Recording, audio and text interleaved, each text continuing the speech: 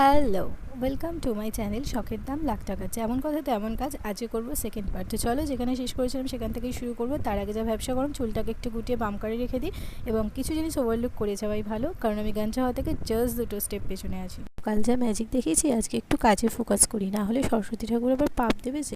তো চলো, শুরুর সাথে সাথে ভূতের মতো হাত বাড়িয়ে আমার সবুজ পেন্সিলটা আর একটা পেপার নিয়ে নিই, কারণ আমি এখন আঁকবো আমার একটা কার্টুন লুক, যেটাকে ক্যারিকেচার বলা হয়। তবে এই প্রসঙ্গে তোমাদের জানিয়ে রাখি, আমাকে কিন্তু এই ছবিগুলো আঁকতে এআই ভীষণভাবে হেল্প করছে, বিকজ যেহেতু আমি নন ব্র্যান্ডেড আর্টিস্ট, হ্যাঁ, আমি যেহেতু নন ব্র্যান্ডেড আর্টিস্ট, কোনো রকম আইডিয়া আমার নেই, সেক্ষেত্রে কিন্তু এআই আমাকে আমার লুকগুলো সাজেস্ট করছে, আর সেটাই আমি করার চেষ্টা করছি।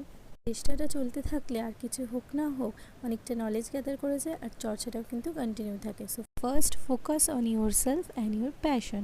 সময় তো একদিন না একদিন ঠিক বদলাবে। এটা করতে করতে আমি দোতলা আর গোটা সিঁড়িটা চষে ফেলেছি, আর ফাইনালি ইটস ডান।